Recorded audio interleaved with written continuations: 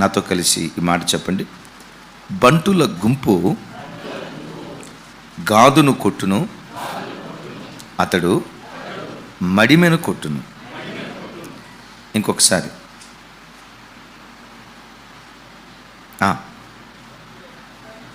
బంటుల గుంపు గాదును కొట్టును, అతడు మడిమెను కొట్టును. ఇదే మాట ఇంగ్లీష్ బైబిల్లో ఏమని రాసిందో ఒకసారి రమేష్ అన్న చదవండి.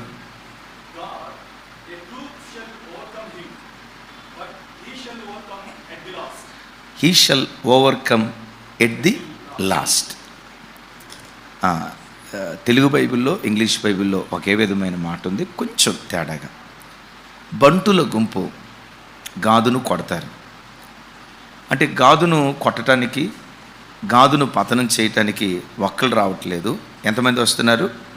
గుంపులు, ట్రూప్. ఇంగ్లీష్లో ఉంటుంది ట్రూప్. బంటుల గుంపు గాదు మీదకి వస్తారు. రావటమే కాదు, గాదును ఏం చేస్తారు? కొడతారు. కొట్టేటప్పుడు గాదు కొట్టబడినట్లుగానే ఉంటాడు. బంటుల గుంపంతా మూకుముడిగా గాదు మీద దాడి చేసేటప్పుడు గాదు ఓడిపోయినట్లుగానే ఉంటాడు. కానీ ముగింపులో ఏమని రాసిందో తెలుసా? చివరికి వచ్చేసరికి అంతిమంగా ఆ బంటుల గుంపు మీద గాదే గెలుస్తాడు, వాళ్ళందరినీ జయిస్తాడు అని తండ్రి అయినటువంటి యాకోబు గాదును గురించి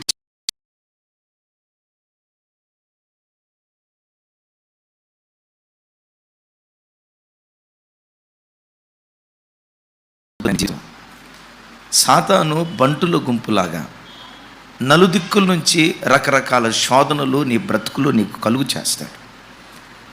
ఆర్థికపరమైన కోణంలో నీ మీద దాడి చేస్తాడు, ఆరోగ్యపరమైన విషయంలో నీ మీద దాడి చేస్తాడు. ఇట్లా ఒకటేం కర్మ, సాతాను నీ మీద దాడి చేసేటప్పుడు ఒక్కడిగా రాడు. గాదు మీద దాడి చేయటానికి ఎట్లా వచ్చారంట? బంటుల గుంపు. ఇప్పుడు బంటుల గుంపుగా పిలువబడుతున్న సాతాను గుంపు నీ మీద దాడి చేయటానికి వచ్చి బంటుల గుంపు గాదు మీదకి వచ్చి కొట్టారా లేదా? అంటే దేవుని పిల్లలుగా మనం బ్రతుకుతూ ఉన్నా, దేవుని మార్గంలో మనం నడుస్తూ ఉన్నా, సాతాను గుంపు నీ మీద దాడి చేయటానికి వచ్చి వాళ్ళు కొన్ని సందర్భాల్లో నిన్ను కొడతానే ఉంటారు, నువ్వు కొట్టబడినట్లుగానే ఉంటావు. కొట్టబడేటప్పుడు నీ పరిస్థితి ఎట్లా అయిపోద్దంటే, నీకు ఎట్లా అనిపించిద్దంటే, ఇక అయిపోయింది నా పని, సాతాను చేతిలో నేను ఓడిపోయాను, ఈ సమస్యల చేతిలో నేను ఓడిపోయాను, నా బ్రతుకులో ఇక నాకేమీ మిగలలేదు అని ఓడిపోయాను అని అనుకుంటూ, ఇక ఓడిపోయాను అని అనుకుంటుండగా ముగింపుకు వచ్చేసరికి అంతిమంగా ఏదో ఒక రీతిగా దేవుడు నేను గెలిపించడం ప్రారంభిస్తాడు. He will overcome at the last. అంటే ఓడిపోయాను అనుకుంటూ ఉంటుండగా అంతిమంగా గాదును దేవుడు గెలిపించాడు.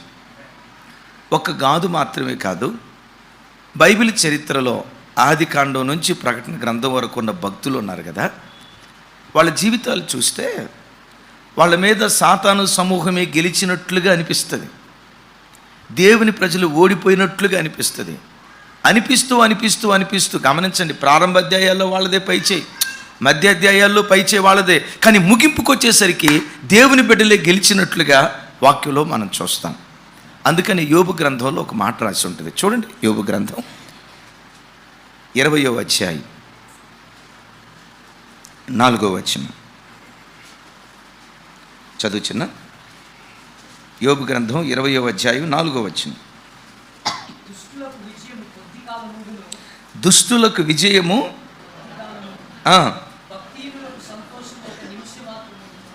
మరల చదువు, భలే ఉంది మాట.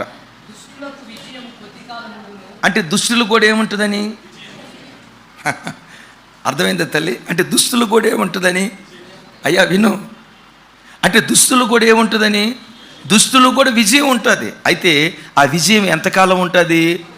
దుస్తులకు విజయము కొంతకాలం ఉంటుంది. మరి దేవుని బిడ్డలకి మరి దాన్ని అర్థం చేసుకోవాలి కదా. దుస్తులకు విజయం కొంతకాలం ఉంటుంది, దేవుని బిడ్డలకు విజయం ఎల్లకాలము ఉంటుంది. Praise the Lord. వాక్యం వింటున్న బిడ్డలారా, నీ జీవితంలో కొన్ని సందర్భాల్లో సాతాను గెలిచినట్లుగా, నీకు విరోధంగా పనిచేసే అల్లరి మోకే పైచేయి సాధించినట్లుగా కొన్నిసార్లు నీ బ్రతుకులో అనిపిస్తుంది, యోసేపు మీద తన సొంత అన్నలే పగబట్టి ఐగుప్తు దేశానికి యోసేపు నమ్మేరు కదా. 17వ సంవత్సరంలో యోసేపు ఐగుప్తు దేశానికి అమ్మబడ్డాడు. 30వ సంవత్సరం వచ్చే వరకు యోసేపు ఏమయ్యాడో, అసలు బ్రతికున్నాడో చచ్చిపోయాడో, యోసేపు అనేవాడు అసలు భూమి మీద ఉన్నాడో లేదో తెలియదు. ఇప్పుడు చెప్పండి, ఈ 13 సంవత్సరాలు యోసేపు గెలిచినట్లుగా ఉన్నాడా, అల్లరి మోక గెలిచినట్లుగా ఉందా? ఎవరు గెలిచినట్లుగా ఉంది? అల్లరి మోకే గెలిచినట్లుగా ఉంది, కానీ యోసేపు ఓడిపోయినట్లుగా ఉంది. కొన్ని సంవత్సరాల తర్వాత ఈ అల్లరి మోక అంతా ఐగుప్తు దేశానికి వచ్చి చూస్తే ఆ దేశాన్ని పరిపాలన చేసే రాజు యోసేపు కొట్టబడినట్లుగా ఉన్నాడు, కానీ అంతిమ విజయం మాత్రం యోసేపుది. ఓడిపోయినట్లుగానే ఉన్నాడు, అంతిమంగా మాత్రం గెలిచింది యోసేపే. ఈరోజు ఈ వాక్యం వింటున్న బిడ్డలారా, ఈ ఆత్మీయ పోరాటంలో అటు సాతాను సమూహం కానీ, సాతాను చేత వాడబడుతున్న వ్యక్తులు కానీ, నీ నాశనాన్ని కోరి నీకు వ్యతిరేకంగా వాళ్ళు పనిచేస్తూ ఉన్నప్పుడు కొన్నిసార్లు నువ్వు ఓడిపోతున్నట్లుగానే నీకు అనిపిస్తుంది. కానీ ఒకటి విశ్వసించు, ఓడిపోతున్నట్లుగా అనిపిస్తుండగా అంతిమంగా ఏదో ఒక రీతిగా దేవుడు నిన్ను గెలిపించడం ప్రారంభిస్తాడు. Praise the lord.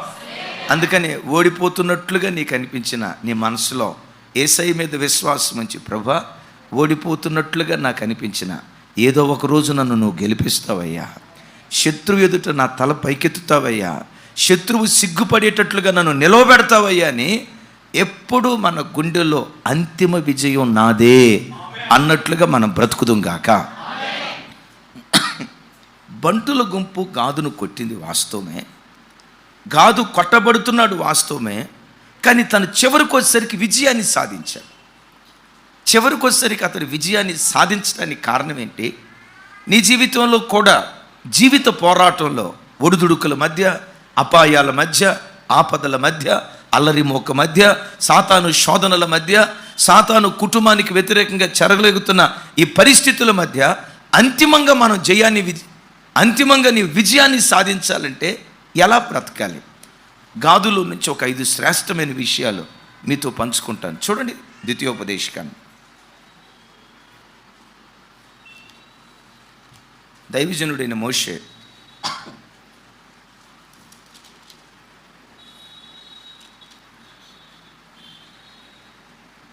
33వ అధ్యాయం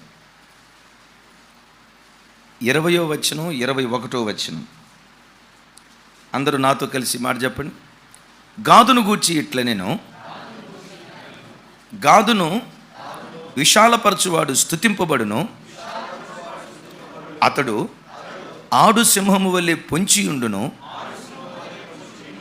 బాహువును నడినెత్తిని చీల్చివేయును, అతడు తన కొరకు మొదటి భాగమును చూచుకొనును, అక్కడ నాయకుని భాగమును కాపాడెను, అతడు జనులలోని ముఖ్యులతో కూడా వచ్చెను, యెహోవా తీర్చిన న్యాయమును జరిపెను, ఇశ్రాయేలీల యొద్ద యెహోవా విధులను ఆచరించెను. చప్పలు కొడితే యేసయ్యకు స్తోత్రాలు చెప్తాం. అమ్మ ఒకసారి నా వైపు చూడండి తల్లి. తండ్రి అయిన యాకోబు గాదును పెద్ద వచనాలతో 4-5 వచనాలతో ఆశీర్వదించాడా? జస్ట్ ఒక చిన్న వచనంతో ఆశీర్వదించాడా? ఆ ఆశీర్వాదంలో ఒకటి నష్టం చూపించాడు, ఇంకొకటి ఆశీర్వాదం చూపించాడు. ఏమంటాడు? బంటుల గుంపు గాదును కొట్టును, అతడు వారి మడిమను పట్టుకుంటాడు అంటాడు. అంటే తండ్రి ఒక చిన్న ఆశీర్వాదమే ఇచ్చాడు. దైవజనుడైన మోషే ద్వారా దేవుడు గాదుకి ఎంత పెద్ద ఆశీర్వాదం ఇచ్చాడో చూడండి. 2 వచనాలు. ఈ 2 వచనాలు కూడా చిన్న వచనాలా? చాలా చరిత్ర ఉందా? నేను మీతో చెప్పే మాట, నీ జీవితంలో అంతిమంగా నువ్వు గెలవటానికి నిన్ను కన్న తల్లి నీకేమీ ఇకపోయినా, ఆ పేద తండ్రి తను కష్టపడి సంపాదించిన దానిలో ఒకవేళ నీ బ్రతుకులో నీకేమీ ఇవ్వలేకుండా ఒట్టి చేతులతో నేను మిగిల్చిన తల్లి తండ్రి నీకు ఇవ్వకపోయినా ఆ స్థానాన్ని భర్తీ చేసే దేవుడు నీ జీవితంలో ఉన్నాడు అని గుర్తించి ఆయన మీద నువ్వు ఆధారపడదువుగాక. గాదుకి తండ్రి ఏం పెద్ద ఆశీర్వాదం ఇవ్వలేదు. తండ్రి ఇచ్చింది కొద్ది ఆశీర్వాదం అయితే పరమ తండ్రి అయిన దేవుడు గాదుకిచ్చిన ఆశీర్వాదం బహుశ్రేష్టమైనటువంటి ఆశీర్వాదం ఇచ్చాడు. Praise the Lord. అందుకనే ఎప్పుడు నీ తల్లిదండ్రులు నీకేమి ఇకపోయినా బాధపడద్దు. నాన్నకి మించి అమ్మకి మించి శ్రేష్టమైన దేవుడు నాకున్నాడు. ఆ లోటును నా దేవుడు భర్తీ చేస్తాడు. అమ్మిస్తే నాన్నిస్తే కొంత ఇస్తారు, దేవుడిస్తే ఎంత, అమ్మో అవును, అమ్మా నానిస్తే ఎంత ఇస్తారు, కొలత ఉంటుంది. అమ్మా నానిస్తే కొంత ఇస్తారు. దేవుడు నీకు ఇవ్వటం ప్రారంభిస్తే గిన్నె నిండి పొంగి పొర్లేటట్లుగా దేవుడు కార్యం చేస్తాడు. గట్టిగా చెప్దాం ఆమేన్. సో ఎందుకు దేవుడు ఇతనికి ఇచ్చాడు? ఓడిపోయాడు అని అనుకుంటున్న ఈ వ్యక్తి అంతిమంగా ఎలా గెలిచాడు? ఓడిపోతున్నాను అనుకుంటున్న నీ బ్రతుకులో అంతిమంగా నీ విజేతగా నిలవబడాలి. అపజయంతో నువ్వు చావకూడదు. అపజయంతో నీ ఆఖరి శ్వాస విడవకూడదు. ఓడిపోతున్నట్లుగా అనిపించిన నీ జీవితంలో ముగింపులో ఒక విజేతగా నిలవబడి ప్రభు దగ్గరికి వెళ్ళాలి. గాదు జీవితంలో అది నెరవేర్చబడింది. ఎందుకు అది నెరవేర్చబడింది అంటే నంబర్ 1, మొట్టమొదటి మాట, అతడు ఆడు సింహము వలె పొంచియుండును, బాహువును నడినెత్తిని చీల్చివేయును అంటాడు. Praise the Lord. అంటే గాదును దేవుడు దేంతో పోల్చాడంటే ఆడు సింహం, ఆడసింహం. అంటే సింహాల్లో కూడా మగ సింహాలు ఆడసింహాలు ఉంటాయి, మీకు తెలుసు కదా. మీకు తెలుసా ఆడసింహాలు పౌరుషంగా ఉంటాయా, మగ సింహాలు పౌరుషంగా ఉంటాయా? అరే చెప్పండి, మీకు తెలుసా? పౌరుషంగా ఉండేది కూడా ఆడసింహాలే, మహాపౌరుషం. మీరు చూడండి, పౌరుషం కానీ, రౌద్రం కానీ, ఒక బాధ్యతాయుతమైన మనస్సు కానీ, పరాక్రమం కానీ మగసింహాల కంటే ఆడసింహాలకే ఎక్కువ ఉంటుంది. మీకు తెలుసా? పిల్లలకు ఆహారాన్ని తీసుకురావటానికి, వేటాడటానికి మగసింహాలు వెళ్తాయా, ఆడసింహాలు వెళ్తాయా? అది ఈ మగసింహాల పని ఏంటంటే తినటం, పడుకోవటం. పరాక్రమం అనేది ఆడసింహం యొక్క సొత్తు. పోరాట పటిమ అనేది ఆడసింహం యొక్క స్వాస్థ్యం. గాదును గూర్చి ఏమంటాడో తెలుసా? గాదు ఆడు సింహము వలె పోరాట పటిమ కలిగినటువంటి వాడు. చెప్దాం ఆమేన్. గాదు ఆడు సింహము వలె పరాక్రమాన్ని కనపరిచేవాడు. గాదు ఆడు సింహం వలె ధైర్యంగా శత్రువుతో పోరాడేవాడు. పోరాడి ఏం చేస్తాడో తెలుసా? ఎట్లా శత్రువు యొక్క నడినెత్తి మీదకెక్కి వాడి తలను చీల్చేస్తాడు. అంతేనా? వాడి బాహువును విరిచేయటం ప్రారంభిస్తాడు.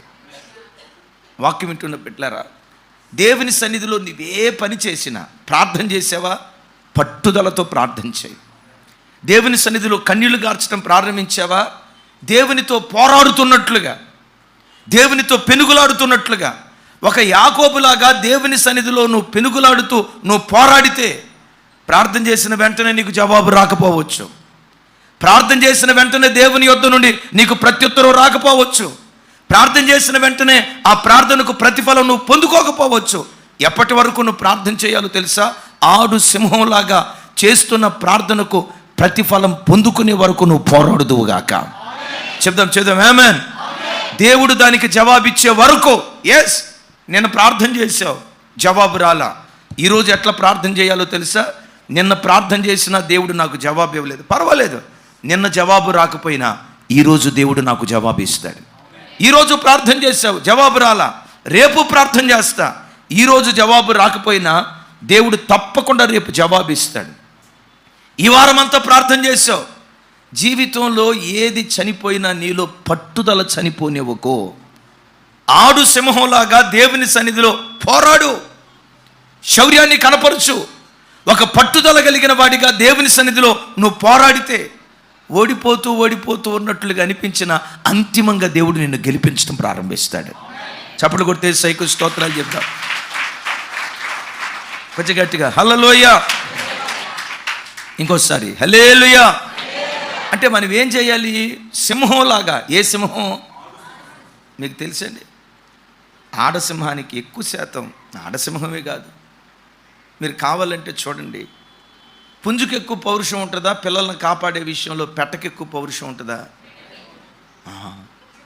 నిజం. ఇప్పుడు గుడ్లు పెట్టిన తర్వాత ఆ గుడ్లు ముట్టుకోవటానికి యజమానుడు వచ్చినా పెట్టేం చేస్తుంది? పుంజ ఎక్కడుంది?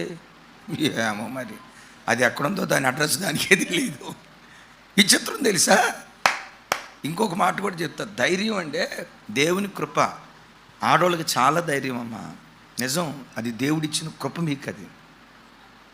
ఆమెన్. ఎందుకో చెప్పమంటారా? దేవుని సృష్టిలో లాస్ట్ పీస్ ఎవరై అంటే స్త్రీనే.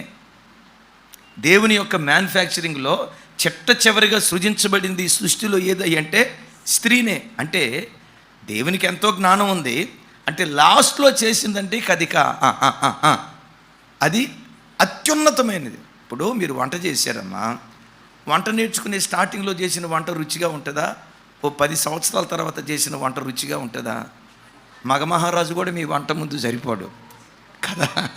అంటే నేను చెప్పే మాట, లాస్ట్ పీస్ సృష్టిలో చివరిగా దేవుడు సృష్టించింది ఎవరినై అంటే చెప్పాలి. అందుకని నమ్మండి, స్త్రీ బలహీన ఘట్టంగా ఉంటుంది, కానీ మీకుండే ధైర్యం ప్రపంచంలో ఎవరికి ఉండదమ్మా. ఇప్పుడు దోమలు కొడతాయి కదా, ఆడదోమలు కొడతాయా మగదోమలు కొడతాయా? ఇది రహస్యం. నేను మొన్న చదివి అరే ఇది నిజమా, అమ్మమ్మ మగదోమల మహాపిరికి అంట, మగదోమలు కొట్టమంట, కుట్టేదేదో తెలుసా? ఎంత ధైర్యం అంటే అంత ధైర్యం. అసలు మీకు ధైర్యం ఉందో లేదో చూడండి. మగవాళ్ళు ఏదైనా కొనాలంటే అమ్మ మీ పర్మిషన్ తీసుకోకుండా వాళ్ళు ఏమీ కొనరమ్మా.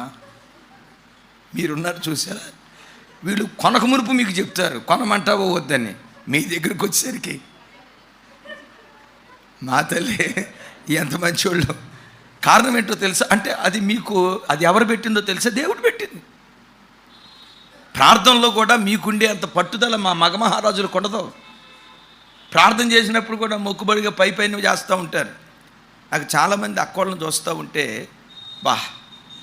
ఆడజన్మ ఎంత శ్రేష్టమైందో కదా, ఆడపిల్లగా పుట్టడం ఎంత ధన్యమో కదా అని. మీరందరూ ఎట్ట చూస్తున్నారంటే, ఆడపిల్లలుగా పుట్టి మేము బాధపడుతూ ఉంటే మీరేమన్నా అట్ట అంటారు అని అంటారా? లేదమ్మా. ఎందుకో తెలుసు, కొన్నిసార్లు అక్కోళ్ళను చూస్తే అసూయ అనిపిస్తుంది. దేనికో తెలుసా? మీరు ప్రార్థన చేయడానికి మోకరిస్తే అసలు ట్యాప్ ఓపెన్ చేసినట్లుగా కళ్ళమ్మడి నీళ్ళు, కుళాయిలో నుంచి నీళ్ళు కారిపోతున్నట్లుగా కారిపోతాయి.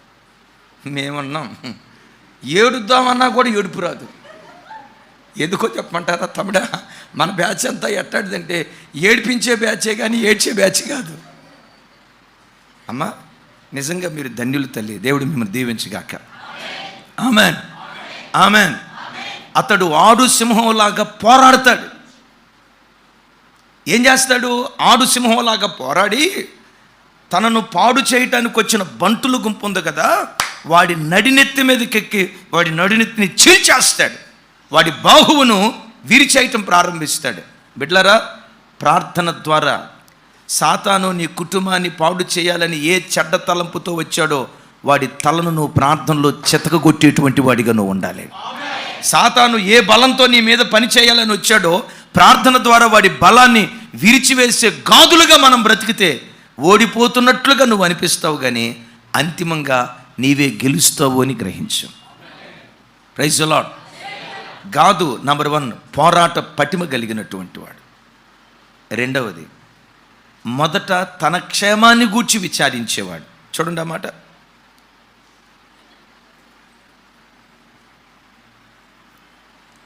ఇరవై 21వ వచనం. అతడు తన కొరకు మొదటి భాగము చూచుకొనును. ఇంకోసారి చెప్పండి. అతడు తన కొరకు మొదటి భాగమును చూచుకొనును. అంటే మొదట ఎవరిని చూసుకున్నాడు? ప్రతి బిడ్డ కూడా మొదట తనను గూర్చి తాను ఆలోచించాలి, తన కుటుంబాన్ని గూర్చి తాను ఆలోచించాలి, ఆ తర్వాత 10 మందిని గూర్చి ఆలోచించాలి. లోకంలో కొంతమంది జీవితంలో ఓడిపోవటానికి కారణం ఏంటో తెలుసా? తన భవిష్యత్తును గూర్చిన బాధ్యత ఉండదు, తన భార్యను గూర్చి తన పిల్లలను గూర్చిన బాధ్యత ఉండదు. అదేమంటే 24 గంటలు లోకం మీదే తిరుగుతూ ఉంటాడు. ఏమయ్యా ఏం చేస్తున్నావు? సమాజ సేవన్నా? ఏ సేవ? సమాజ సేవ చేసే ముందు తమ్ముడా, ముందు నీ పిల్లలకు నువ్వు సేవ చేయి, నీకు నువ్వు సేవ చేసుకో. మొదట నీ ఇంటిని కట్టుకో, మొదట నీ భాగాన్ని చూసుకో, మొదట నీ కుటుంబాన్ని కట్టుకోవటం ప్రారంభించు. ఆ తర్వాత నలుగురిని గూర్చి మనం ఆలోచించే వారిగా ఉందుముగాక. గాదీయులు మొదట తమ భాగమును చూచుకున్నారు అనే మాటకు ఒక విలువైన వివరణ ఇస్తాను. ఇశ్రాయేలు ప్రజలు ఐగుప్తు దాస్యత్వాన్ని దాటి పాలు తేనెలు ప్రవహించే వాగ్దాత దేశానికి వచ్చే ముందు యోర్దాను యొక్క పొలిమేరలకు వచ్చారు. యోర్దాను ఆవల కనాను దేశం, యోర్దాను ఎవల మోయాబు మైదానం. ఆ మైదానానికి వచ్చినప్పుడు అండి, ఆ మైదానం అంతా ఎట్లుందంటే పచ్చగా ఉంది. రూబేనీలకు, గాదీయులకు, మనషే అర్ధగోత్రికులకు విస్తారమైన గొర్రెల మంద ఉంది. ఏముందమ్మా? కొంచెం సౌండ్ పెంచాలి. విస్తారమైన గొర్రెల మంద వాళ్ళకుంది. ఆ గొర్రెల మందకు కావలసిన మేత ఎక్కడుంది? వెంటనే వాళ్ళు వచ్చి ఏమన్నారో తెలుసా? దైవజనుడా మోషే, మాకు విస్తారమైన గొర్రెల మంద ఉన్న సంగతి మీకు తెలుసు కదా. ఇదిగో ఈ ప్రాంతంలో విస్తారమైన మేత ఉంది. అయ్యా, మేము ఇక్కడ ఉంటాం, మాకు ఈ ప్రాంతాన్ని ఇవ్వండి. భూభాగాలు పంచక మునిపే గాదీయులు ఏం చేశారంటే మొదట తమ భాగమును చూచుకున్నారు. Praise the lord. ఇది స్వార్థం అందామా? నేను బాగుండాలి అనేది స్వార్థం కాదు, నేనే బాగుండాలి అనేది స్వార్థం. నా పిల్లలు బాగుండాలి అనేది స్వార్థం కాదు. చెప్పండి ఇప్పుడు. అది ఇంకోసారి, నేను బాగుండాలి అనేది స్వార్థం కాదు, నేనే బాగుండాలి అనేది స్వార్థం. నా పిల్లలు బాగుండాలి స్వార్థం కాదు, నా పిల్లలే బాగుండాలి అనేది స్వార్థం. ప్రతి వ్యక్తి కూడా మొదట తన కుటుంబ క్షేమాన్ని, మొదట తన పిల్లల క్షేమాన్ని, మొదట దేవుడు తనకిచ్చిన తన కుటుంబ క్షేమాన్ని గూర్చి ఆలోచించేటువంటి వాడిగా ఉండాలి. చప్పట్లు కొట్టే యేసయ్యకు స్తోత్రాలు చెప్దాం.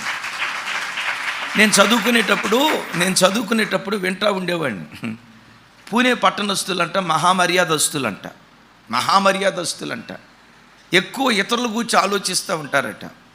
పూణే రైల్వే ప్లాట్ఫామ్ మీదకి ట్రైన్ వచ్చింది అనుకోండి, ఆ ట్రైన్ ఎక్కటానికి ఆ క్యాబిన్ దగ్గరికి ఒకేసారి 10 మంది వెళ్ళారు అనుకోండి, మొదట ఆయన ఏం చేస్తాడు తెలుసా? వినండి. ఎక్కబోయే ముందు వెనక 9 మంది ఉండేసరికి పక్కకి జరిగి మీరు ఎక్కండి సార్ అంటాడంట. రెండో ఆయన ముందుకు వచ్చేసరికి తతిమ వాళ్ళు 9 మంది అనుకుంటారు కదా, ఈ రెండో ఆయన వెనక్కి జరిగి మీరు ఎక్కండి సార్ అంటాడంట. మూడో ఆయన ముందుకు వచ్చిన తర్వాత వెనక 9 మంది ఉంటారు కదా, ఈ మూడో ఆయన పక్కకు జరిగి మీరు ఎక్కండి సార్ అనే లోపు ట్రైన్ అయిపోయేదట. ఒకరోజు ఒక చెల్లి చెప్తుంది, అన్నయ్య, ఈ లోకంలో నేను ద్వేషించే వాళ్ళు ఎవరైనా ఉన్నారంటే మా నాన్న. ఎందుకురా అంత పెద్ద మాట అన్నావు? కంఠం నన్ను మా తమ్ముడిని కన్నాడు, కానీ ఏ రోజు నన్ను గూర్చి కానీ నా తమ్ముని గూర్చి కానీ కనీసం తను కట్టుకున్న తన భార్య మా అమ్మను గూర్చి కానీ ఒక్కరోజు కూడా ఆలోచించేవాడు కాదన్నా. నా పిల్లల భవిష్యత్తు ఏంటి, నా పిల్లల కొరకు నేనేం సంపాదించి పెట్టాలి, మమ్మల్ని గురించి ఆలోచించేవాడు కాదు. కనీసం మా అమ్మకు కూడా ప్రేమను పంచేవాడు కాదన్నా. మరి ఏం చేసేవాడమ్మా? 24 గంటలు మా తమ్ముడు, మా నాన్న. తప్పు కాదు అది. మా తమ్ముడు, మా చెల్లి, మా అక్క, మా బావమరిది, మా మేనల్లుడు, వేలిడిచిన మేనమామ, వేలు పట్టుకున్న మేనమామ, 24 గంటల బంధువులు వాళ్ళను గూర్చి వీళ్ళను గూర్చి ఆలోచించేవాడు. కానీ నా కడుపును పుట్టిన పిల్లలకి నేనేం చేయాలని మమ్మల్ని గూర్చి కానీ మా అమ్మను గూర్చి కానీ ఒక్కరోజు కూడా ఆలోచించేవాడు కాదు. మా నాన్న సహాయాన్ని పొంది మా బంధువులంతా ఈరోజు కోటీశ్వరులు అయ్యారు. మా నాన్న జీతం రావటం ఆలస్యం, చెల్లికింత అని, తమ్ముడికింత అని, అక్కకింత అని, అన్నయ్యకింత అని జీతం రావటం ఆలస్యం అన్నయ్య అందరికీ పంపించేవాడు. మా దగ్గరకు వచ్చేసరికి కారపు మెతుకులతో పెంచేవాడు. చాలా ఆర్థిక ఇబ్బందులు అనుభవించేవాళ్ళం. మా నాన్న సహాయాన్ని పొందుకొని మా బాబాయ్ వాళ్ళు అందరూ మంచి స్థితిలోకి వెళ్ళారు. మా కుటుంబం దగ్గరికి వచ్చేసరికి ఈరోజు అదే స్థితిలో ఉందన్న. ఆ స్థితిలోకి వెళ్ళినటువంటి మా బంధువులు, మా నాన్న తోబుట్టువులు ఏ ఒక్కళ్ళు కూడా కనీసం మమ్మల్ని పలకరించడానికి కూడా రావట్లేదు. మా నాన్న సహాయాన్ని పొందుకొని వాళ్ళు పైకి వచ్చారు కదా, కనీసం జ్ఞాపకం చేసుకున్న వాళ్ళు కూడా లేరు. ఎప్పుడైనా బాబాయ్ మా నాన్న మీకు ఇంత చేశాడు కదా అని అంటే, మీ నాన్న మాకేం చేశాడు? మా కష్టంతో మేము పైకి వచ్చాం. మేము చదువుకోకపోతే మాకు ఉద్యోగాలు వచ్చాయా? ఏదో బోడీ కడితే మీ నాన్న ఫీజు కట్టి ఉంటాడేమో. ఎంత త్యాగం చేసుకున్నా మా నాన్నకు గుర్తింపు లేదన్నా. గుర్తింపు లేకపోయినా ఎప్పటికీ కూడా మా బంధువులు బంధువులు బంధువులు బంధువులు అంటారు. బిడ్డలారా చూడండి, ఈ విషయంలో స్త్రీని ఓ రకంగా గౌరవించాలి, గణపరచాలి. పురుషుని మనస్తత్వం ఎట్లుంటుందంటే లోకం అంతటికి సేవ చేయాలనుకుంటాడు, ఇంటికి మాత్రం చేయడం. స్త్రీ దగ్గరికి వచ్చేసరికి దేవుడిచ్చిన కృప ఏంటంటే మొదట తన ఇంటి క్షేమాన్ని గురించి విచారిస్తుంది. ఒక స్త్రీకి తన భర్త, తన ఇల్లు, తన పిల్లల తర్వాతే మరొక ప్రపంచం దగ్గరికి వెళ్ళింది. Praise the lord. ఏంటన్నయ్య ఈరోజు అక్కల్ని తెగ పొగుడుతున్నారు అని అనుకోవద్దు. అట్లాగని అందరు ఆడవాళ్ళు అట్లా ఉంటారు అనుకోవటానికి కూడా లేదండి. కొంతమంది ఆడవాళ్ళు దుబారా చేస్తారు. బిడ్డలారా, నీ జీవితంలో నువ్వు విజయాన్ని సాధించాలంటే మొదట నీ క్షేమాన్ని గూర్చి నువ్వు విచారించు. నీ కాళ్ళ మీద నువ్వు నిలవబట్టడానికి ప్రయత్నం చేయి. నీ ఒక స్థాయికి రావటానికి ప్రయత్నం చేయి. నీ పిల్లలను ఒక స్థాయికి తీసుకురావటానికి ప్రయత్నం చేయి. అది స్వార్థం కాదు. ఇందాక చెప్పే కదా, ఏది స్వార్థం? ఏది స్వార్థం? నేనే బాగుండాలి అనేది స్వార్థం. నేను బాగుండాలి అనే స్వార్థం ప్రతి క్రైస్తవుని గుండెల్లో గూడు కట్టుకోవాలి. అది నీకు విజయాన్ని సాధిస్తుంది. గాదును గూర్చి వాక్యం అంటుంది, అతడు మొదట తన భాగాన్ని కాపాడుకున్నాడు. అంతేనా? ఆ తర్వాత మాట ఏమని రాసిందో తెలుసా? అతడు నాయకుని భాగమును చెప్పాలి నాయకుడి భాగమును కాపాడెను. అతడు జనులలోని ముఖ్యులతో కూడా వచ్చాను. చూడండి, తర్వాత ఎవరి భాగాన్ని కాపాడాడు? సరే, మోషే దగ్గరికి వచ్చి వీళ్ళు ఇట్లా అన్నారు, అయ్యా మాకు విస్తారమైన గొర్రెల మంద ఉంది, ఈ గొర్రెల మంద మాకుంది కనుక, మేత విస్తారంగా ఉంది కనుక ఇక్కడ ఉంటాము అంటే మోషే అక్కడేమన్నాడు తెలుసా? రూబేనీలారా, గాదీలారా, ఇది మీకు తగింది కాదు. అసలు భూభాగాన్ని స్వతంత్రించుకోక మునిపే ఇది మాకు కావాలి అని అనుకోవటం స్వార్థం కదా, తప్పు కదా. మనం కనానులో ఇంక అడుగు పెట్టలేదు, కనాను స్వాధీనపరుచుకోలేదు. కనాను మన స్వాధీనం కాకమునుపు మీ క్షేమాన్ని మీరు విచారించ, మీ క్షేమాన్ని గురించి మాత్రమే మీరు ఆలోచించడం, ఇది మీకెంతవరకు సబబు? తప్పు. అప్పుడు గాదీలు రూబేనీలు ఏమన్నారంటే, అయ్యా ఈ విస్తారమైన మందతో మేము అంత దూరం రాలేము అని మీకు ఈ మాట చెప్తున్నాం. అయితే మీకు ఒక మాట ఇస్తాం. మమ్మల్ని యుద్ధానికే కదా మీరు పిలిచేది. మా గొర్రెల మంద మాత్రమే ఇక్కడ ఉంటుంది, మా గొర్రెల మంద మాత్రమే ఇక్కడ ఉంటుంది. ఈ గొర్రెల మందను విడిచిపెట్టి మేము మీతో కూడా కనాను దేశానికి వస్తాం. కనాను దేశాన్ని స్వాధీనపరుచుకొని ఇశ్రాయేలీల తతిమ గోత్రాల వరకు భూభాగాలు పంచేదాకా మీతో మేము ఉంటాం, మీతో కలిసి మేము యుద్ధం చేస్తాం. అంటే తమ క్షేమాన్ని గురించి ఆలోచించిన వీళ్ళు తమ క్షేమాన్ని గురించి మాత్రమే ఆలోచించకుండా ఇతరుల క్షేమాన్ని గురించి కూడా వాళ్ళు ఆలోచించారు. చప్పలు కొడుతూ ప్రభుకి స్తోత్రాలు చెప్తారు. వాక్యం వింటున్న బిడ్డలారా, జీవితంలో ఎప్పుడు అంతిమంగా దేవుడు నిన్ను గెలిపించాలంటే నీ ఒక స్థాయికి వచ్చిన తర్వాత నేను చేయాల్సింది ఏంటో తెలుసా? 10 మందికి చేయూతనిచ్చి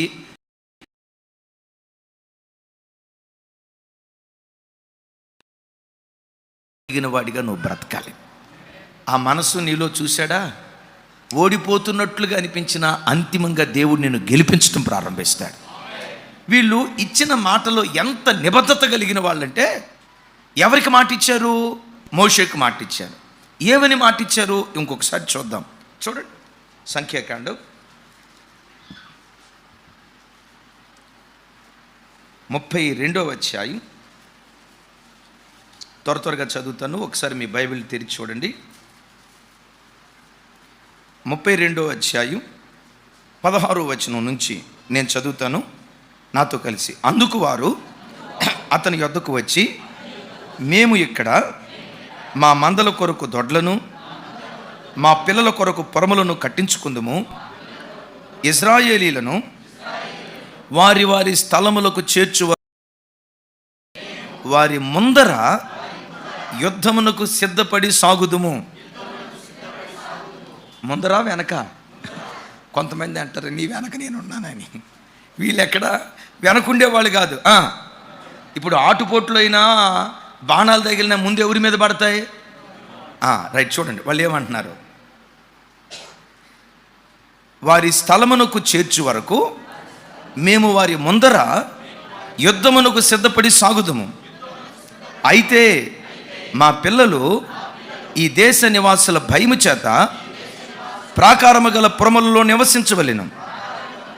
ఇశ్రాయేలీలో ప్రతి వాడును తన తన స్వాస్థ్యమును పొందు వరకు మా ఇండ్లకు మేము తిరిగి రాము. గట్టిగా గట్టిగా గట్టిగా ఆమెన్. ఏమని మాట ఇచ్చారు? ఇశ్రాయేలీలు తమ తమ తమ నివాస స్థలాలకు చేరు వరకు, దేవుడు వారికి భూభాగాలు పంచిపెట్టే వరకు మేము మా గృహములకు తిరిగి మేము రాము అన్నారు. ఈ మాట ఎవరితో ఇచ్చారు? మోషేకి ఇచ్చారు. తర్వాత ఈ సంఖ్యాకాండం ముగింపులోకి వచ్చేసరికి భక్తుడైనటువంటి మోషే చనిపోయాడు. ఆ తర్వాత నాయకులైంది ఎవరు? యెహోషువ నాయకుడైన తర్వాత గమనించండి, ఇప్పుడు యోర్దాను దాటాల్సి వచ్చింది. గాదీయులు, మనషే అర్ధగోత్రికులు, రూబేనీయులు లేకపోతే గాదీయులు యెహోషువ దగ్గరికి వచ్చి అయ్యా ప్రైజ్లాడయ్యా వెళ్ళేసి రండే అని. ఏంటి గాదీయులారా, ఇశ్రాయేలీలు కనాను స్వాధీనం చేసుకునే వరకు యుద్ధానికి ముందుంటానన్నారు కదా, యుద్ధానికి సిద్ధపడి వస్తానన్నారు కదా, మా ఇళ్లకు మేము రామన్నారు కదా, మరలేంటి ఇప్పుడు ప్రైజ్లాడ్ అంటున్నారు అని అంటే గాదీయులు చూసి అప్పుడేదో అన్నాం కానీ ఇప్పుడు ఆ మాటకు మేము కట్టుబడి లేము అని మాట మార్చిన జనాంగము కాదు ఇది.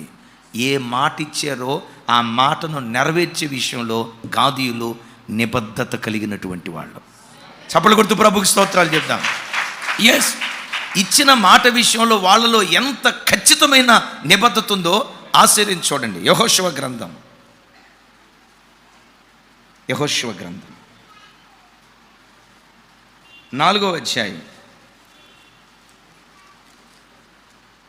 4వ అధ్యాయం 12-13 వచనాలు. అందరూ నాతో కలిసి. మరియు ఇశ్రాయేలీలు చూచుచుండగా రూబేనీయులు, గాదీయులు, మనషే అర్ధగోత్రపుల వారు మోషే వారితో చెప్పినట్లు యుద్ధ సన్నద్ధులై దాటిరి. శానలో ఇంచుమించు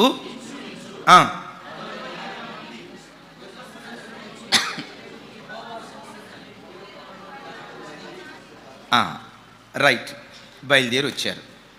ఎవరితో చెప్పినట్టు? ఎవరు చెప్పినట్టు? మోషే చెప్పినట్టు. మోషేకు వాళ్ళు ఇచ్చిన మాట చొప్పున యుద్ధం చేయటానికి యుద్ధ సన్నద్ధులై వాళ్ళు బయలుదేరారు. గమనించండి, మాట ఇచ్చింది ఎవరికి? మాట ఇచ్చింది ఎవరికి? ఆ మనిషి ఎవరికైతే మాట ఇచ్చాడో ఆ మనిషి చనిపోయాడా లేదా?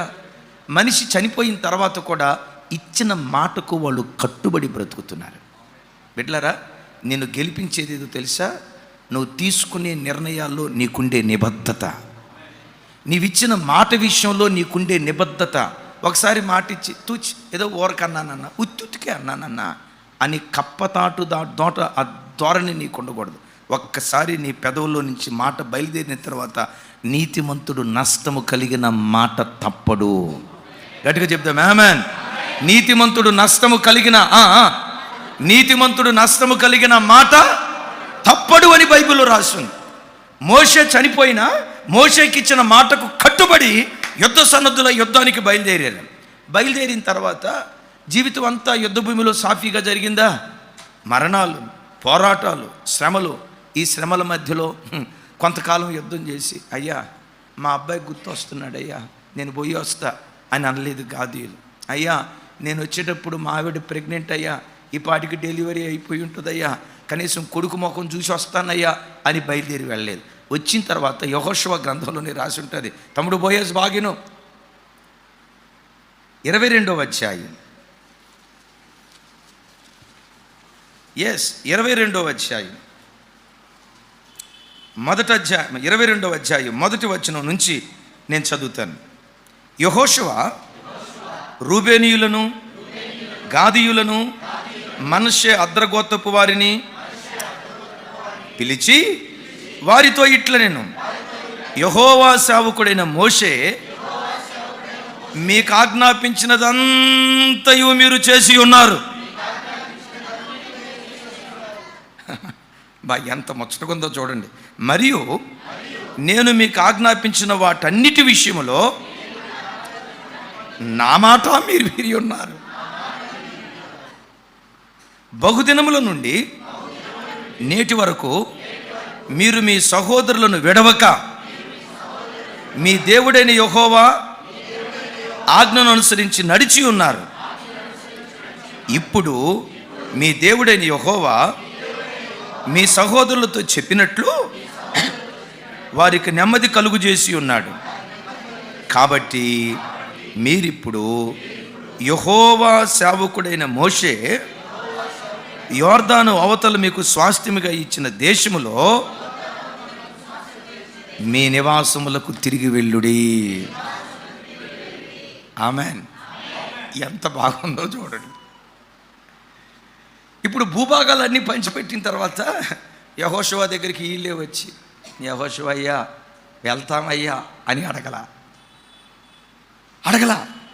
బైబిల్ ఏమని రాస్తుంది? యెహోషువ అని. అరే చూడండి అమ్మా, యెహోషువ అనే వారిని పిలిపించి గాదీలను పిలవండి, రూబేనీలను పిలవండి, మనష్షే అర్ధగోత్రీకులు పిలవండి అన్నారు. వాళ్ళు వచ్చి నిలబడ్డారు. దైవజనుడా ఏంటి పిలిచారు అంటే, అంటాడు దైవజనుడు, మోషేకు మీరు ఏ మాట అయితే ఇచ్చారో, ఏం చేయమని మోషే మీకు ఆజ్ఞ ఇచ్చాడో ఆయన ఇచ్చిన ఆజ్ఞ చొప్పున సమస్తము మీరు జరిగించారు. ఆయన ఆజ్ఞకు లోబట్టం మాత్రమే కాదయ్యా, నేను చెప్పిన మాట కూడా మీరు లోబడ్డారు. ఇశ్రాయేలు ప్రజలకు భూభాగాలు వచ్చాయి. మీరిక మీ ప్రాంతాలకు మీరు తిరిగి వెళ్ళండి అని ఆ దైవజనుడు పంపించే వరకు దేవుని పనిలో వాళ్ళు నిలవబడి ఉన్నారు. అంటే ఈ గాదీయులు ఎలాంటి వాళ్ళు తెలుసా? నిబద్ధత కలిగిన వాళ్ళు. ఒక్కసారి మాట డెలివరీ అయిందంటే దానికి కట్టుబడి ఉండేవాళ్ళు. ఎంత శ్రమైనా, ఎంత పోరాటమైనా, ఎంత ఇబ్బంది అయినా ఇచ్చిన మాట నెరవేర్చడానికి తమను తాము అప్పగించుకునేవాళ్ళు. ఆ మధ్య ఒక పాస్టర్ గారి దగ్గరకు ఒక ఆయన వచ్చాడట.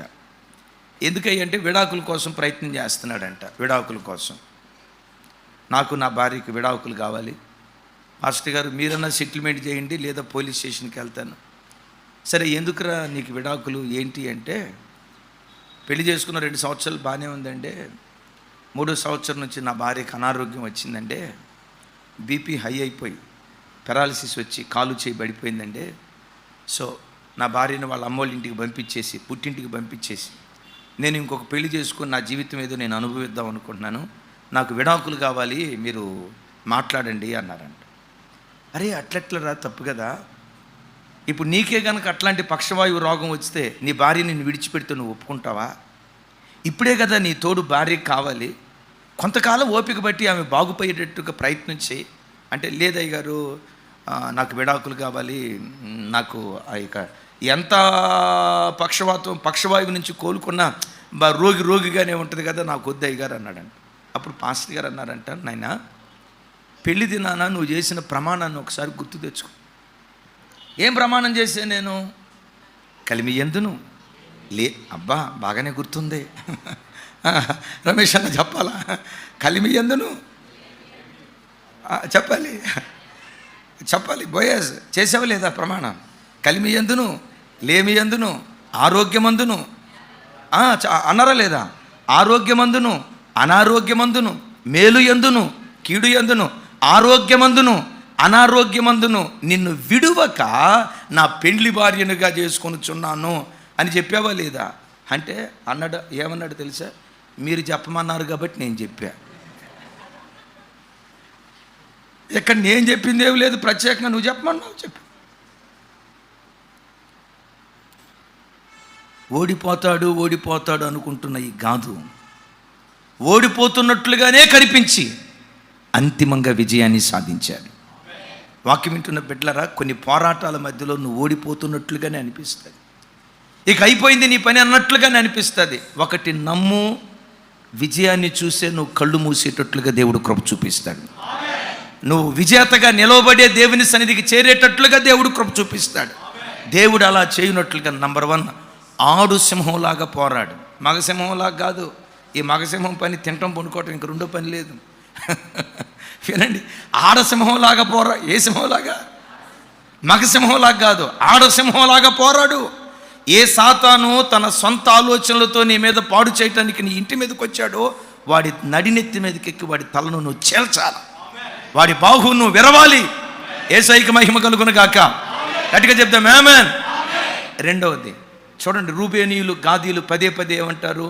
మా మంద, మా పిల్లలు, మా కుటుంబం, మా పిల్లలు, మా మంద. నీ ఇంటిని గూర్చిన ఆలోచన, నీ పిల్లలను గూర్చిన బాధ్యత, నిన్ను గూర్చిన ఆలోచన మొట్టమొదట నువ్వు కలిగి బ్రతకాలి. అయ్యా, ఇక అందరూ సమాజ సేవ చేస్తూ ఉంటారు. కొంతమంది ఏమంటారు, అది నానాజాతి సమితి. కొంతమంది నానాజాతి సమితిలో పని చేస్తారు, కానీ ఇంట్లో మాత్రం పని చేయడు.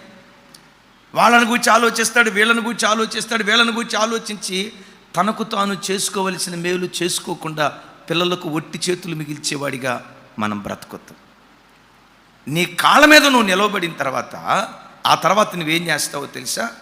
రూబేనీయులలాగా, గాదీయులలాగా 10 మందికి చేయూతనిచ్చేవారిగా మనం ముందుగాక. నీ ఒక స్థాయికి వచ్చిన తర్వాత ఇక్కడ గమనించండి, నేనే బాగుండాలి, నేనే నెమ్మదిగా ఉండాలి అని అనుకోవద్దు.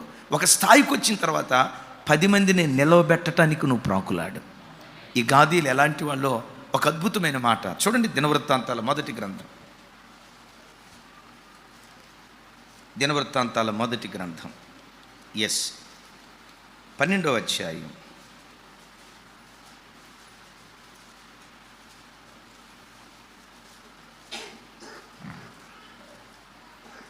37వ వచనం. నాతో కలిసి అందరూ చెప్పండి ఈ మాట. మరియు యోర్దాను నది అవతల నుండి రూబేనీయులలో, గాదీయులలో, మనషే అర్ధగోత్రపు వారిలో సకల విధములైన యుద్ధాయుధములు ధరించు యుద్ధశూరులైన ఈ యోధులందరూ దావీదును ఇశ్రాయేలు మీద రాజుగా నియమించవలనన్న కోరిక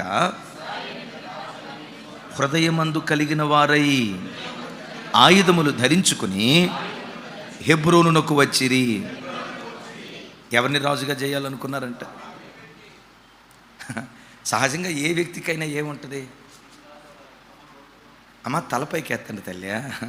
ఎవరు రాజుగా ఉండాలనుకుంటుంది? ఎవరు రాజుగా ఉండాలని ఉంటుంది? తాను రాజుగా ఉండాలనిపిస్తుంది.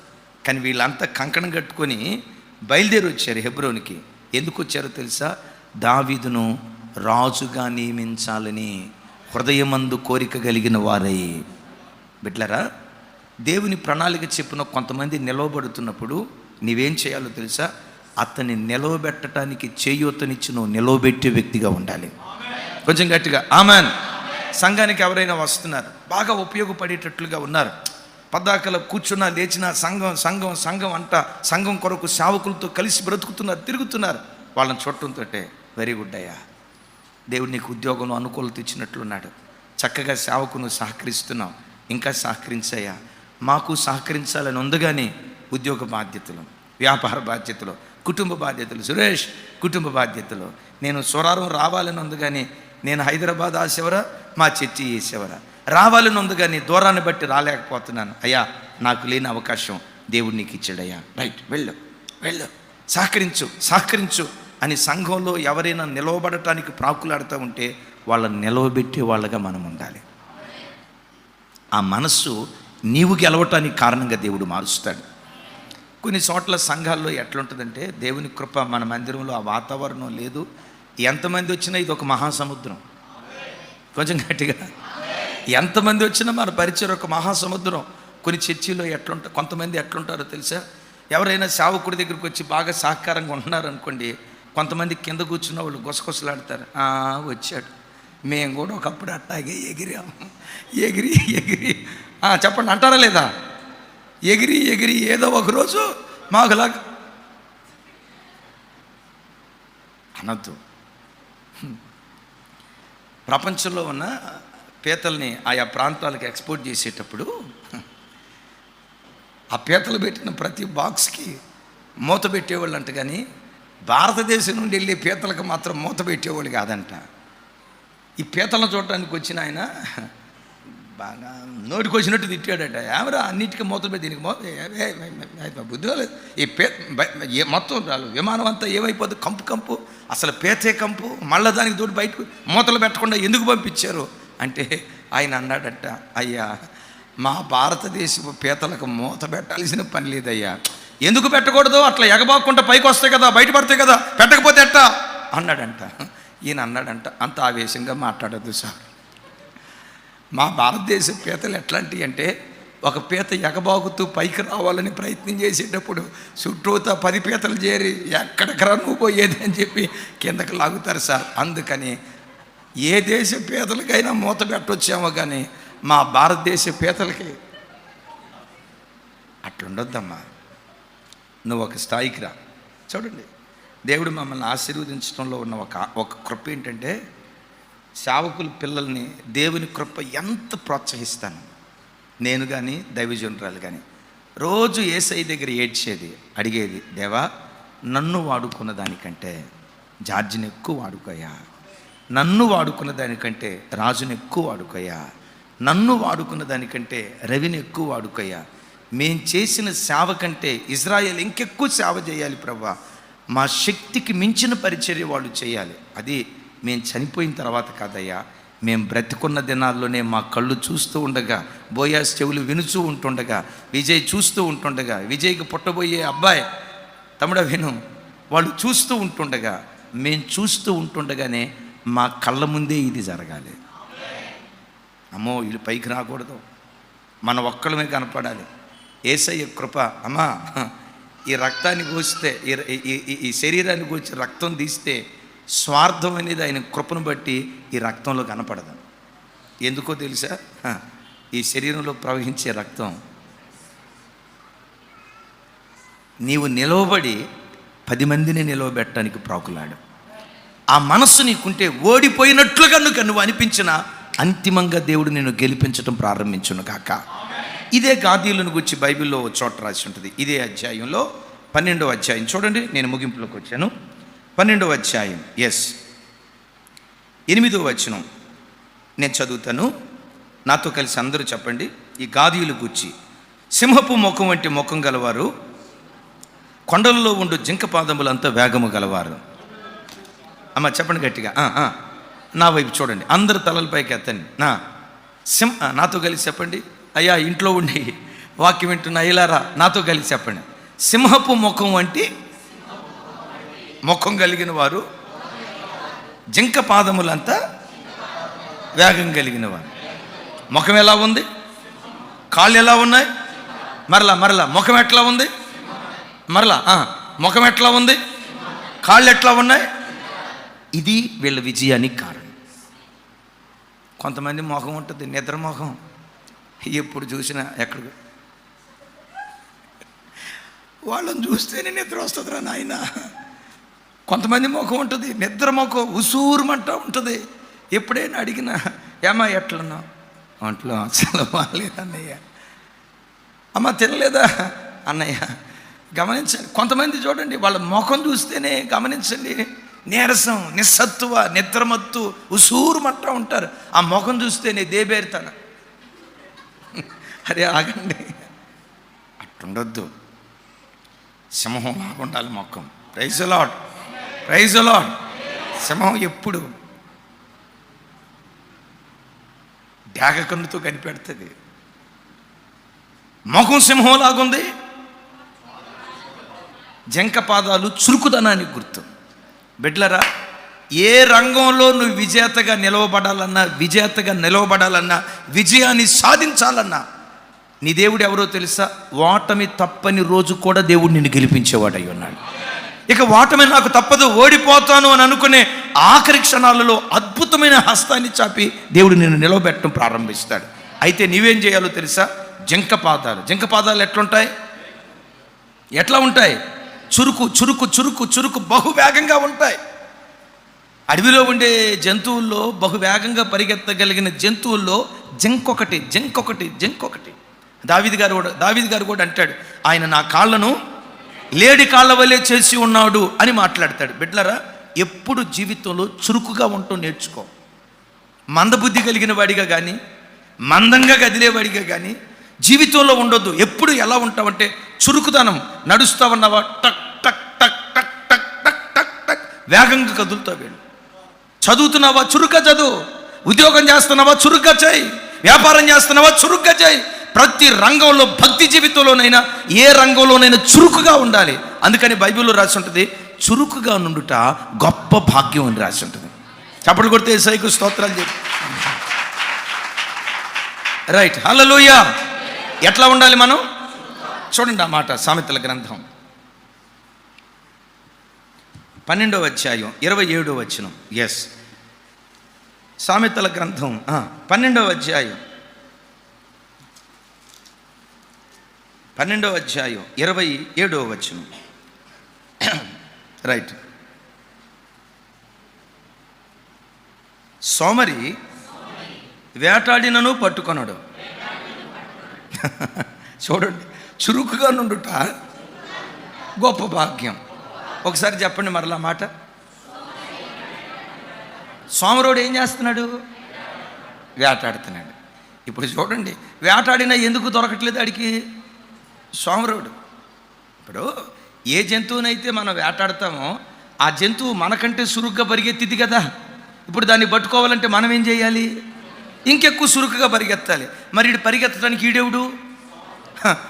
సురుగ్గా పరిగెత్తేవాడైతే ఈడెందుకు సోమరుడు అంటారు? బయలుదేరింది వేటాడటానికే, కానీ ఎట్లా బయలుదేరాడు? ఇట్లా బయలుదేరాడు. అరే, దాన్ని పట్టుకోవాలంటే ఎట్లా పరిగెత్తాలి?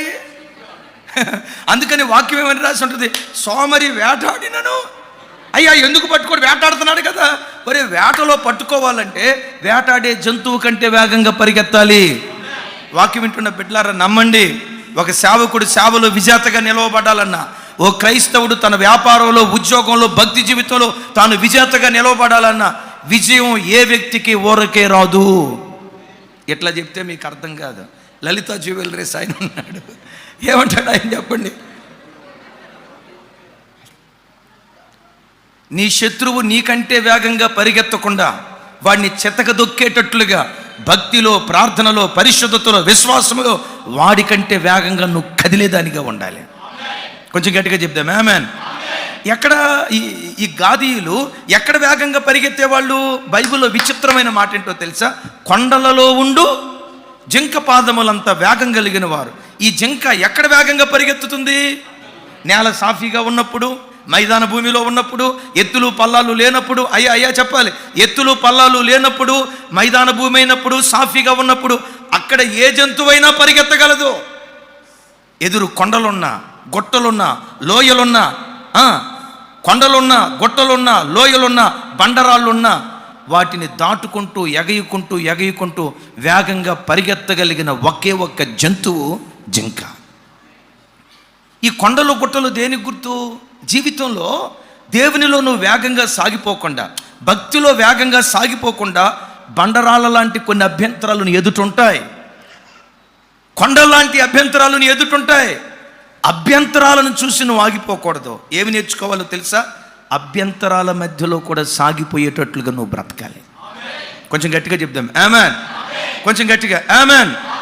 జీవితంలో ఒక విజయాన్ని నువ్వు సాధించాలంటే అభ్యంతరాలు నీకు వస్తాయి, ఆటంకాలు నీకు వస్తాయి, అవరోధాలు నీకు వస్తాయి. అభ్యంతరాలు వచ్చాయని తడిగొడ్డేసుకొని నువ్వు మౌనంగా ఉండొద్దు, ముసుగేసుకొని పండుకోవద్దు. దేవా, వాళ్ళు ఆటంకంగా ఉన్నారు, నేనేం చేసేది ప్రభా? వీళ్ళు విరోధంగా పనిచేస్తున్నారు, నేనేం చేసేది ప్రభా? చివరికి నా శరీరంలో ఆరోగ్యం కూడా సరిగ్గా సహకరించట్లేదు, నేనేం చేసేది ప్రభా? నా భార్య నాకు ఒక ఆటంకమైంది, నా భర్తే నాకు ఒక ఆటంకమయ్యాడు, నా పిల్లలే నాకు ఒక ఆటంకమయ్యారు, నా పేదరికం ఒక ఆటంకమైంది, శరీరంలో అనారోగ్యం ఒక ఆటంకమైంది, అందుకని నేను పరిగెత్తలేకపోతున్నాను అని సాకులు చెప్పొద్దు. నువ్వు ఎలా బ్రతకాలో తెలుసా? కొండలు ఎదురైనా, గుట్టలు ఎదురైనా ఎగయుకుంటూ యేసయ్య కొరకు పరిగెత్తేవాడిగా నీవు ఉంటే ఓడిపోతున్నట్లుగా అనిపిస్తావు. అంతిమంగా నీవే గెలిచేటట్లు దేవుడు చేస్తాడు. ఇంకోసారి చెప్దాం ఆమేన్. నేను మొన్న ఈ మధ్య ఒక చోట వర్తమానం చెప్పాను, లైవ్లో ఉంది. క్రైస్తవుని జీవితం ఎలా ఉండాలంటే వేరులాగా ఉండాలి. ఎలా? ఏరు కాదు, ఏరంటే నది. వేరు, వేరు చెట్టుకు వేరు ఉంటుంది కదా. చూడండి, చెట్టుకున్న వేరు ఎక్కడుంటుంది? భూమి లోపల ఎట్లుంటుంది వాతావరణం? వేడిగా ఉంటుందా? Right, thank you. భూమి లోపల ఎట్లుంటుంది? చెమ్మ చీకటి, చెమ్మ చీకటి, చుట్టూత చీకటి. సరే, వేరు ముందుకట్లా సాఫీగా వెళ్ళటానికి మంచిగా రోడ్డు వేసి ఉంటుందా, మట్టి అడ్డంగా ఉంటుందా? అమ్మ చెప్పాలి. వేరు అట్లా ప్రాక్కుంటా వెళ్ళటానికి తార్ రోడ్డు వేసి వేరా రామ్మ, వేరా రామ్మ ఇన్వైట్ చేసే రోడ్డు దానికి ఉండదు. మట్టి, బండరాళ్ళు, చిమ్మ చీకటి, ఊపిరాడని పరిస్థితి. ఈ వేరేం చేస్తుందో తెలుసా? ఆ చిమ్మ చీకటిలో కూడా బ్రతకటం నేర్చుకుంటుంది. చుట్టూత మట్టి ఉన్న బండరాళ్ళున్న తొలుచుకుంటూ తొలుచుకుంటూ దానికి ఎవరో మార్గాన్ని ఏర్పరచరు, అదే మార్గాన్ని ఏర్పరచుకుంటూ ముందుకు సాగిపోతూ ఉంటుంది. బిడ్లరా చూడండి, వేరు చీకటిలో కూడా బ్రతకటం నేర్చుకున్నట్లు, మట్టి బండరాళ్ళు ఎదురైనప్పుడు వాటిని తొలుచుకుంటూ ముందుకు సాగిపోయినట్లు, మట్టి లాంటి వ్యక్తులు కొన్నిసార్లు నీకు అడ్డుగా ఉంటారు. బండరాళ్ళ లాంటి సమస్యలు త్రోవలో నీకు అడ్డుగా ఉంటాయి. వాటిని చూసి నువ్వు ఆగిపోకూడదు. ఏం చేయాలో తెలుసా? బండరాళ్ళను సైతం వేరు బ్రద్దలు చేసుకుంటూ ముందుకు వెళ్ళినట్లుగా సాగిపోయే కృప యేసయ్య మనకు దయచేయునుగాక. ఒక్క మాట, ఓడిపోయారు అనుకున్నారు, బంటుల గుంపు వాళ్ళ మీద పడింది. అంటాడు, అంతిమంగా వాళ్ళందరినీ గాదు గెలిచాడు అంటాడు. Praise the Lord. ఎందుకు అంటే ఆడసింహం లాంటి పరాక్రమం కలిగిన వాడు. రెండవది, మొదట తన క్షేమాన్ని గూర్చి విచారించినవాడు. రెండవది, ప్రజల క్షేమాన్ని గూర్చి విచారించినవాడు. మూడవది, నాలుగవది, సింహపు ముఖం వంటి ముఖం కలిగిన వాడు. ఇవన్నీ కలిగి తాను ఇంకొక పని చేశాడు. చూడండి, 2వ దినవృత్తాంతాలు ఇది చదువుకొని ప్రార్థన చేసుకుందాం.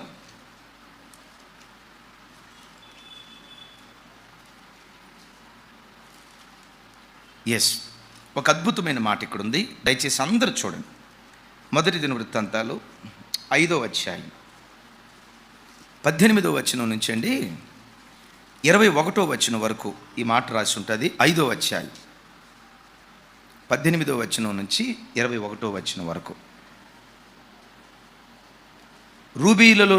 రూబేనీయులలోను గాదీయులలోను మనషే అర్ధగోత్రపు వారిలోను బల్లెమును ఖడ్గమును ధరించుటకు అంబులు వేయుటకు నేర్చిన వారు, యుద్ధమందు నేర్పరులై దండుకు పోదగిన వారు 44,760 మంది ఉండిరి అని చెప్తూ వాళ్ళు యుద్ధం చేశారు. 20వ వచనంలో, యుద్ధమందు వారు దేవునికి మొరపెట్టగా ఆయన మీద వారు నమ్మకం ఉంచినందున ఆయన వారి మొర ఆలకించెను గనుక వారిని జయించుటకు వారికి సహాయము కలిగెను.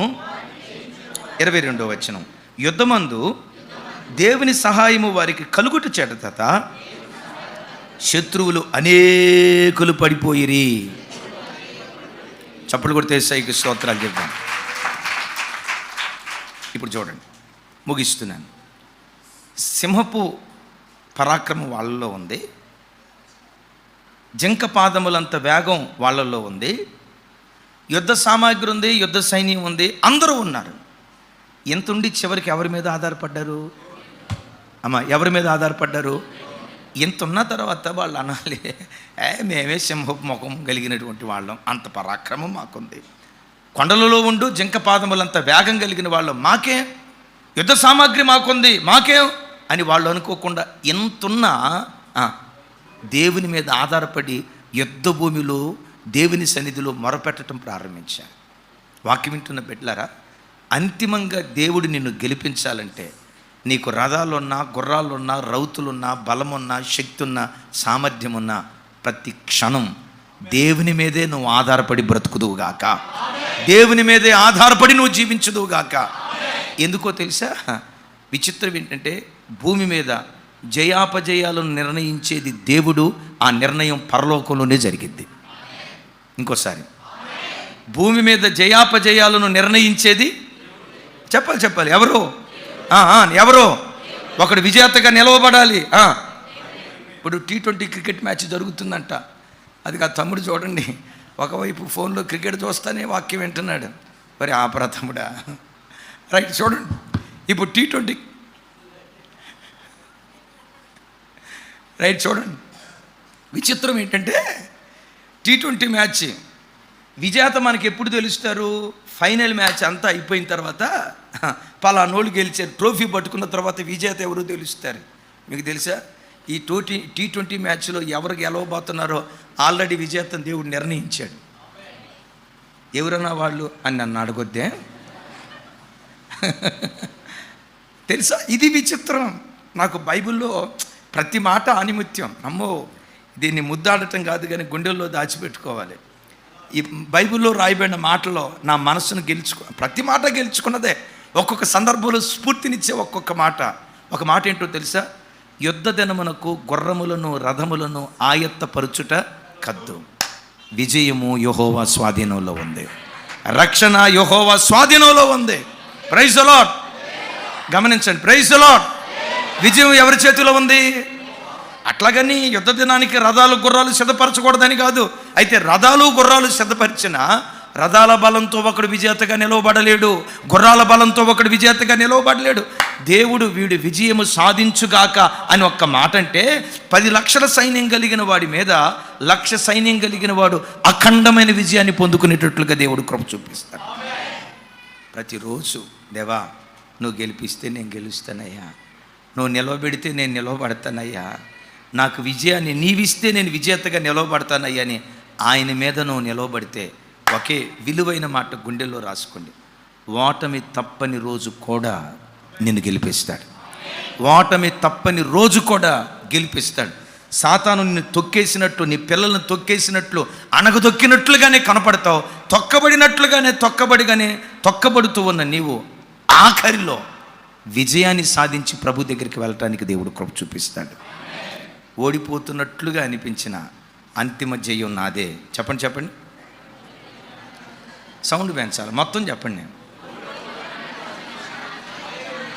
సౌండ్ పెంచాలా?